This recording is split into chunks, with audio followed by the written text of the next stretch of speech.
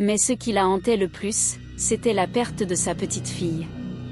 Une enfant de 3 ans, pleine de vie, qui avait disparu en un instant. Un moment ordinaire s'était transformé en cauchemar. Elles étaient assises à table, en train de manger tranquillement, quand l'enfant avait avalé de travers.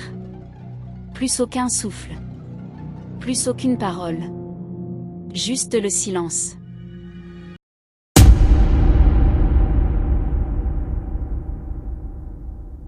Ce jour-là, alors que le soleil se couchait sur l'horizon et que les ombres s'allongeaient dans les ruelles poussiéreuses du village, une jeune fille me contacta en pleurs. Elle m'écrivit avec une urgence qui fit battre mon cœur plus fort. « Papa, ça ne va pas. Je viens avec mon gars, ça ne va pas. Rien ne va. » Ces mots étaient chargés de douleur, de confusion, comme si elle marchait au bord d'un précipice sans savoir comment en sortir. Je sentis immédiatement que quelque chose de grave était arrivé. Elle n'était pas venue simplement pour demander un conseil ou partager ses inquiétudes ordinaires. Non, il y avait autre chose, une souffrance profonde, une blessure invisible qu'elle ne parvenait pas à penser seule. Elle poursuivit en me disant que sa vie semblait brisée. Tout ce qu'elle touchait tournait mal, chaque décision menait à un échec, chaque espoir s'évanouissait avant même de prendre forme. Son couple était en ruine, son foyer instable, et elle ne comprenait plus pourquoi elle continuait à avancer. Chaque matin, elle se réveillait avec la sensation que tout allait s'effondrer, que plus rien n'avait de sens. Mais ce qui la hantait le plus, c'était la perte de sa petite fille. Une enfant de 3 ans, pleine de vie, qui avait disparu en un instant. Un moment ordinaire s'était transformé en cauchemar. Elles étaient assises à table, en train de manger tranquillement, quand l'enfant avait avalé de travers. Elle avait eu un spasme, puis s'était effondrée. Plus aucun souffle. Plus aucune parole. Juste le silence. Depuis ce jour, la jeune femme vivait dans une obscurité qu'elle ne parvenait pas à fuir. Et maintenant, elle venait vers moi, espérant trouver une lumière dans les ténèbres. La jeune femme portait sur ses épaules un fardeau immense, fait de regrets et de questions sans réponse. Chaque nuit, elle se réveillait en sueur, hantée par le visage souriant de sa petite fille, incapable de comprendre pourquoi ce drame avait eu lieu. Comment une simple bouchée avait-elle pu mettre fin à une vie si pleine de promesses? Elle revoyait en boucle ce moment où tout basculait, où le rire joyeux de son enfant s'était transformé en un cri muet, un appel silencieux qu'elle n'avait pas su entendre à temps. Dans ces moments de désespoir, elle cherchait un sens à cette tragédie. Était-ce une punition divine? Une erreur fatale? Ou peut-être une sombre conspiration du destin? Elle avait essayé de rationaliser, de se convaincre que c'était juste un accident, mais la douleur persistait, cruelle et insidieuse. Les jours se succédaient, mais le temps semblait s'être arrêté pour elle. Elle se sentait prisonnière d'un présent figé, où chaque respiration lui rappelait la perte irréparable de sa fille. Lorsque la jeune femme décida de consulter un voyant, elle espérait trouver des réponses, un signe qui pourrait lui permettre de reprendre le contrôle de sa vie. Elle savait que cela impliquait de plonger dans les mystères de son passé, d'affronter les choix qu'elle avait faits, ceux qui avaient conduit à cette situation dramatique. La consultation serait un miroir impitoyable, reflétant non seulement ses erreurs, mais aussi les forces obscures qui semblaient agir autour d'elle. Avec courage, elle rassembla les éléments nécessaires pour cette séance, photos, dates importantes, et surtout, sa volonté de comprendre. Contrairement à d'autres qui préféraient garder leurs secrets cachés, elle était prête à révéler tout ce qui pouvait aider à éclaircir le brouillard qui enveloppait son existence. En offrant ces fragments de sa vie, elle espérait que la lumière jaillirait, qu'une vérité cachée serait enfin mise à nu. Alors qu'elle se préparait pour la consultation, elle sentait un mélange d'angoisse et d'espoir monter en elle. Peut-être que les réponses qu'elle cherchait se trouvaient dans les profondeurs de son histoire, dans les choix qu'elle avait faits et les chemins qu'elle avait empruntés. Elle savait que cette démarche serait difficile, mais elle était déterminée à affronter ses démons, à explorer les recoins sombres de son âme, pour retrouver un semblant de paix et peut-être, un jour, un sourire sincère sur son visage. Dès que je lançai la consultation, une onde mystérieuse parcourut mes sens, comme si le voile entre le monde visible et l'invisible se levait lentement. Les informations que la jeune femme m'avait fournies commencèrent à s'imbriquer les unes dans les autres, formant un puzzle complexe, mais cohérent. Ce fut alors que la première révélation surgit: elle avait été mariée une première fois, bien avant son union actuelle. À 21 ou 22 ans, elle avait accepté la proposition d'un homme honorable, un homme qui avait payé la dot selon la tradition ancestrale. C'était une union promise à durer, scellée par les ancêtres, approuvée par les familles respectives. Pourtant, contre toute logique, quelques mois à peine après le mariage, ses propres parents vinrent la voir, insistant, presque suppliant, exigeant qu'elle quitte cet homme. Ils lui dirent qu'il la tuerait, qu'il représentait un danger pour elle. Mais il n'y avait aucune preuve tangible, aucune raison valable hormis des murmures, des soupçons, des pressentiments étranges. Pourtant, elle obéit. Elle quitta cet homme, sans même chercher à comprendre, sans protester. Et ce faisant, elle commit une erreur fatale. Car ce mari, innocent, ne remboursa jamais la dot. Il partit, brisé, laissant derrière lui une promesse brisée, une alliance rompue sans justification claire. Et depuis ce jour, une force obscure s'était infiltrée dans sa vie, comme une racine empoisonnée qui aurait lentement étendu ses tentacules dans l'ombre. En entendant cela, je fis une pause. Le message était clair: ce premier mariage n'était pas terminé, pas vraiment. Sur le plan spirituel, il existait toujours, car il n'avait jamais été dissous correctement. La sorcellerie, ou plutôt la force maléfique tapie derrière cette rupture injustifiée, avait profité de cette faille pour s'installer durablement dans son existence. Le mari abandonné, quant à lui, était parti en France, là-bas, très loin. Il avait refait sa vie, s'était marié à nouveau, ignorant probablement encore aujourd'hui le chaos qu'avait déclenché son départ forcé. Il n'était pas responsable de ce qui s'était produit. Il n'avait commis aucun crime, aucun tort, sinon celui d'aimer une femme dont la famille était liée à une puissance occulte qu'elle ne contrôlait pas. Mais ce qui était le plus troublant, c'était que cet homme avait été, sans le savoir, sa protection. Tant qu'il était près d'elle, la sorcellerie ne pouvait agir librement. Sa présence constituait un rempart invisible, une barrière magique contre les forces mal intentionnées. Or, en le chassant, elle avait ôté ce bouclier. Et dès lors, les esprits malins purent agir à leur guise, s'infiltrant dans les recoins de sa vie, semant le désastre, la confusion, la mort. C'est ainsi que tout a commencé. Dès qu'elle eut tourné le dos à son premier mari, la jeune femme entra dans une spirale infernale. Ce qu'elle ne savait pas, c'est que ce geste, apparemment anodin, allait ouvrir une porte que rien ni personne ne pourrait refermer. Sans la protection de cet homme, les forces occultes, jusqu'alors contenues, purent enfin agir librement. Et elles le firent avec une cruauté méthodique, détruisant tout sur leur passage. Peu à peu, sa vie bascula. Ce fut d'abord une descente progressive, imperceptible au début, comme un filet qui se resserre lentement autour de sa proie. Elle perdit son emploi, puis ses amis commencèrent à s'éloigner, incapables de comprendre pourquoi elle semblait attirer le malheur. Elle tentait de se raccrocher à ce qu'elle pouvait, mais chaque tentative se soldait par un échec cuisant. Puis vinrent les rencontres douteuses, les hommes qui promettaient de l'aider, mais qui ne cherchaient qu'à la manipuler, à la dominer. Bientôt, elle se retrouva piégée dans une existence qu'elle ne reconnaissait plus. Ce n'était pas seulement une question de circonstances défavorables, c'était comme si une main invisible la poussait inexorablement vers la dégradation. Elle ne comprenait pas pourquoi elle ne réussissait plus à se relever, pourquoi chaque pas qu'elle faisait la ramenait toujours plus bas. La prostitution devint une réalité qu'elle n'avait pas choisie, mais à laquelle elle ne parvenait plus à échapper. Ce n'était pas une décision prise consciemment, mais plutôt une fatalité imposée par une force extérieure, une force qu'elle ne maîtrisait pas. Tout cela n'était pas une simple coïncidence.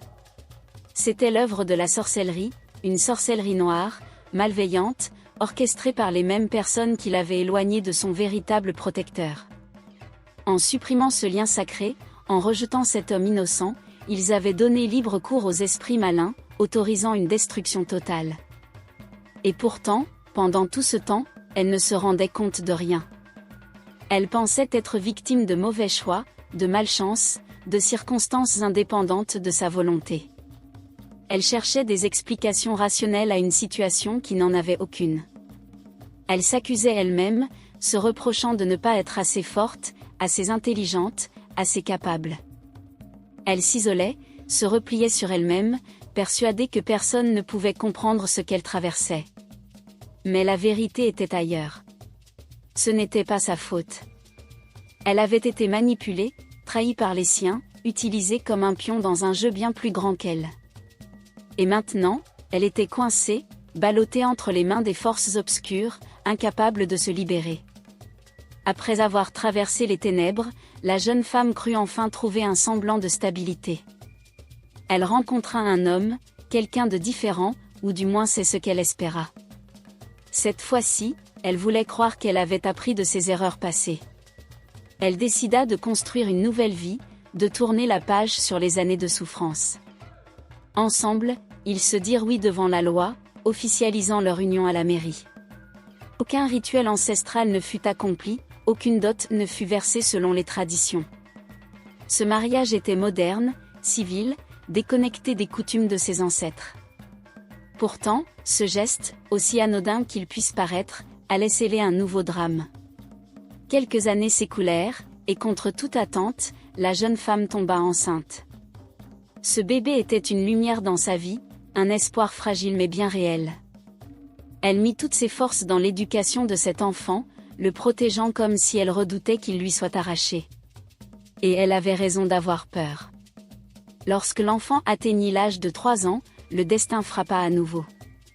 Comme un terrible rappel de ce qui s'était déjà produit par le passé, le petit garçon mourut subitement. Aucune maladie connue, aucun accident. Juste une absence inexplicable de vie, comme si quelque chose ou quelqu'un l'avait voulu ainsi. Ce drame plongea la jeune femme dans une détresse absolue. Elle ne comprenait pas pourquoi cela lui arrivait une deuxième fois. Elle ne voyait pas le lien entre son passé et cette nouvelle tragédie. Elle pensait avoir changé, avoir évolué, avoir rompu les chaînes du malheur. Mais la vérité était là, sous ses yeux, cruelle et incontestable, elle n'avait fait qu'aggraver la situation. Car ce second mariage, conclu sans respecter les rites ancestraux, avait réveillé une colère ancienne. Les ancêtres du premier mari, ceux-là même qui avaient vu leurs promesses brisées sans explication, n'avaient jamais accepté cette rupture.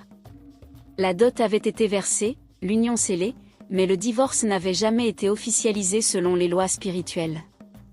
Cela signifiait que, sur le plan mystique, la jeune femme était toujours liée à son premier époux. Et voilà qu'elle avait osé s'unir à un autre homme, sans régler cette dette karmique.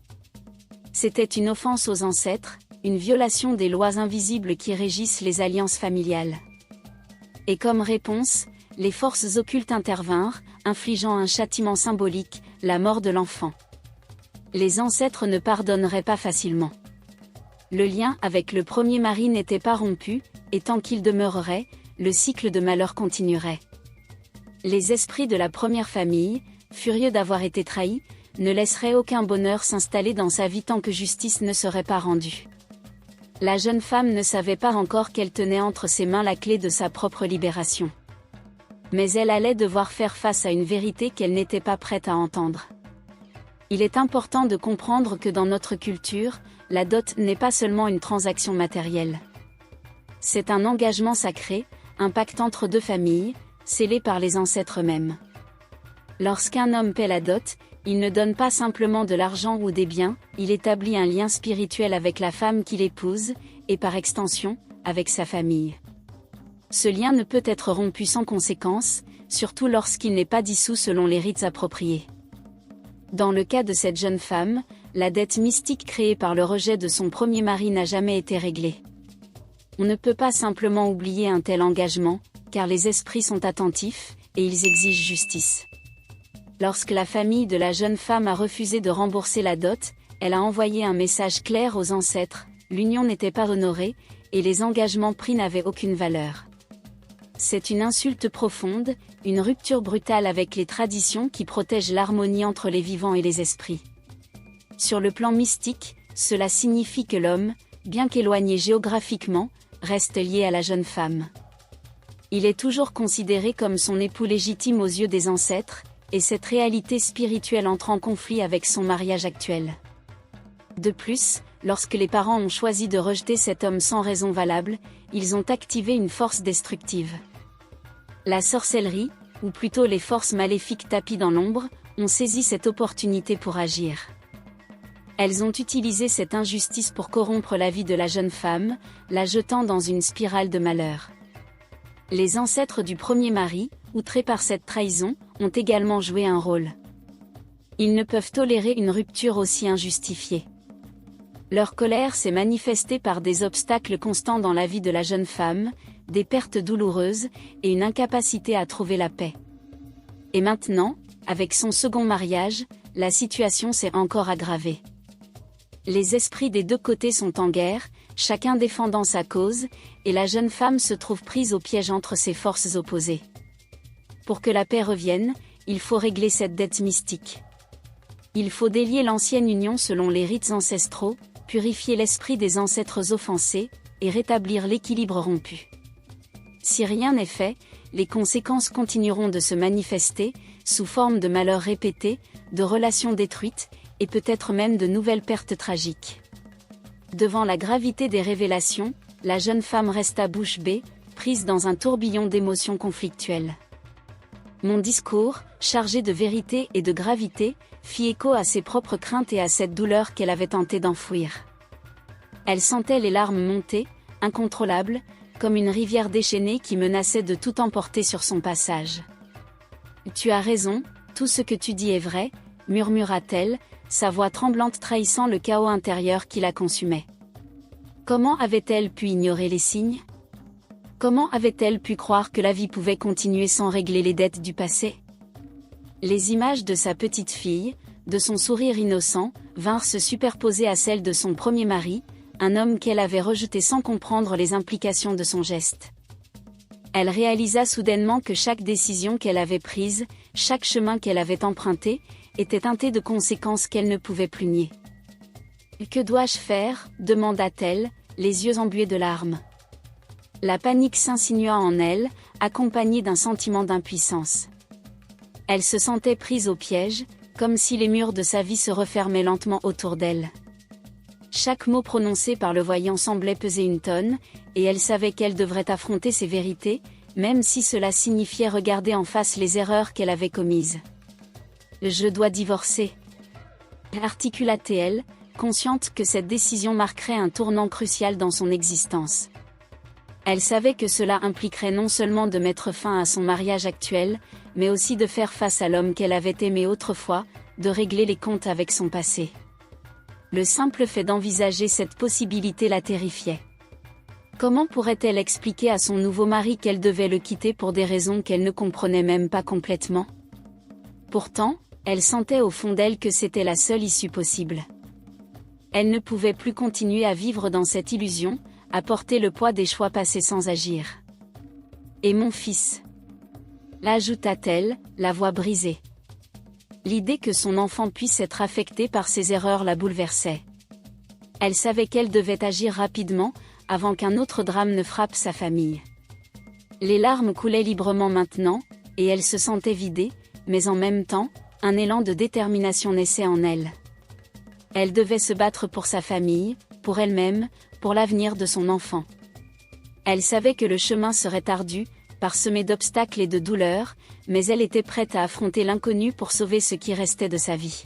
« J'ai besoin d'aide », dit-elle en me regardant droit dans les yeux, cherchant un soutien, une guidance. Elle savait que cette décision ne serait pas facile à prendre, mais elle sentait que, pour la première fois, elle était sur le point de prendre le contrôle de son destin. « Il n'y a qu'une seule solution », dis-je en fixant la jeune femme droit dans les yeux. Ma voix était calme, mais ferme, car ce que j'allais lui dire changerait le cours de sa vie. Nous devons refaire le rituel de la dot sur le plan mystique. Elle me regarda, confuse, comme si elle cherchait à comprendre comment un geste aussi ancien pouvait influencer son destin. Je continuai.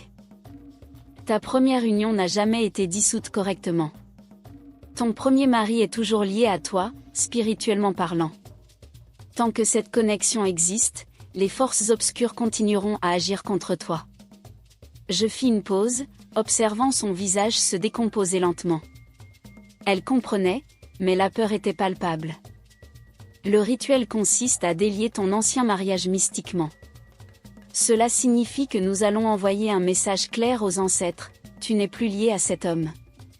Elle déglutit difficilement. Comment est-ce possible, murmura-t-elle. Il faut être un initié, quelqu'un qui connaît les rites ancestraux, pour effectuer ce genre de rituel. C'est une pratique ancienne, mais extrêmement efficace. Nous allons défaire l'union, rompre le lien, et ensuite, tu seras libre. Elle secoua la tête, prise entre le désir de croire à cette possibilité et la terreur de ce que cela impliquait. Et mon mari actuel, demanda-t-elle. C'est justement là le problème, répondis-je. Votre mariage actuel est en conflit avec les forces spirituelles. Parce que tu es toujours lié à ton premier mari, ton nouveau mari est en concurrence avec lui, inconsciemment. Et ce conflit se manifeste dans votre vie. Soudain, une expression d'horreur traversa son visage. Alors, mon fils.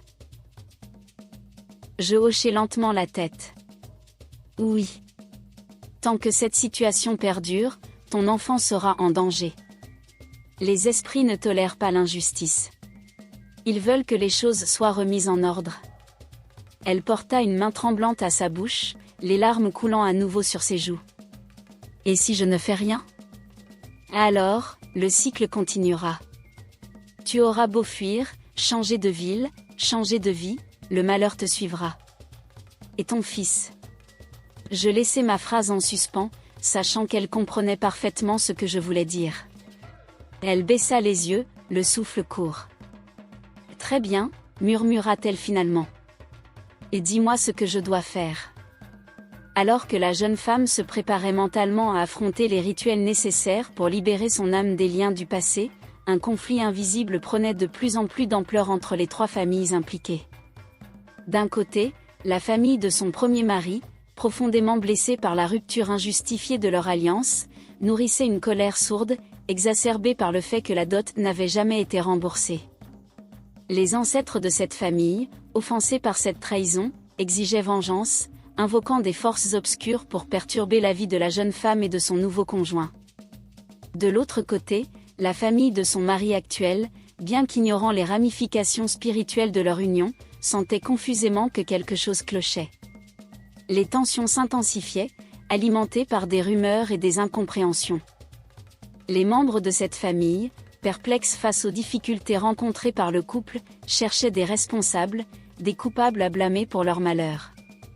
Certains accusaient la jeune femme de mauvais sort, d'autres suspectaient des influences externes, mais personne ne voyait la véritable source du conflit. Entre ces deux familles, un troisième acteur entrait en jeu, la famille de la jeune femme elle-même. Celle-ci, divisée entre le désir de protéger leur fille et la culpabilité de l'avoir éloignée de son premier mari, était prise dans un tourbillon d'émotions contradictoires. Les parents, conscients de leur rôle dans la rupture, luttaient contre leur propre conscience, cherchant à justifier leurs actions tout en tentant de comprendre pourquoi leur lignée semblait maudite. Cette confusion générale se traduisait par des querelles incessantes, des accusations lancées dans l'ombre, des alliances fragiles qui se brisaient au moindre soupçon. Les esprits des ancêtres, mécontents de ces confrontations, se réveillaient, alimentant la discorde. Les manifestations de cette guerre invisible se faisaient sentir dans la vie quotidienne des protagonistes, disputes éclatant sans raison apparente, malentendus grossissant en conflits ouverts, et des sentiments de peur et de suspicion s'installant dans chaque cœur. Chaque famille, aveuglée par ses propres griefs, projetait sa colère sur les autres, incapable de voir que leur destin collectif était lié à un seul événement, le rejet injustifié du premier mari. Les tensions montaient crescendo, et bientôt, les esprits malins allaient profiter de cette division pour semer encore plus de chaos, menant à des confrontations violentes et destructrices.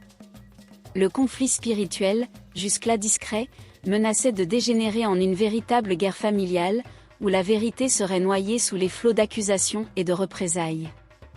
Ignorer les enseignements spirituels peut conduire à des conséquences dramatiques, souvent imprévisibles.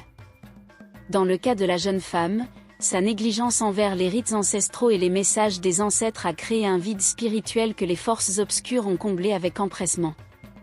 Ce vide, associé à une ignorance des lois mystiques régissant les unions et les dettes, a permis à la sorcellerie de s'infiltrer dans sa vie, provoquant des pertes tragiques et des conflits familiaux. Les gens prennent souvent les traditions à la légère, pensant qu'elles sont dépassées ou sans importance dans un monde moderne. Pourtant, ces enseignements sont le fruit de générations de sagesse, des outils précieux pour naviguer dans la complexité de la vie. Lorsque les individus ignorent ces enseignements, ils risquent de perdre le fil de leur histoire personnelle et collective, devenir vulnérables aux influences négatives et de se retrouver piégés dans des cycles de souffrance répétitives. La jeune femme n'avait pas conscience que chaque décision prise sans respecter les lois spirituelles pourrait avoir des retombées. Elle croyait pouvoir réinventer sa vie sans tenir compte des conséquences de ses actes passés. Cependant, les esprits ne pardonnent pas facilement les offenses, et les dettes non réglées persistent, créant des turbulences dans la vie de ceux qui les ignorent.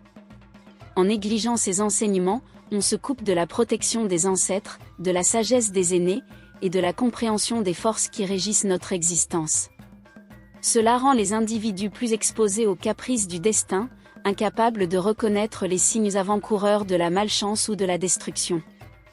Il est donc essentiel de respecter ces enseignements, de les intégrer dans notre quotidien, afin de cultiver une relation harmonieuse avec le monde visible et invisible. Seule une compréhension approfondie des mystères de la vie peut permettre de naviguer sereinement à travers les tempêtes qui jalonnent notre parcours.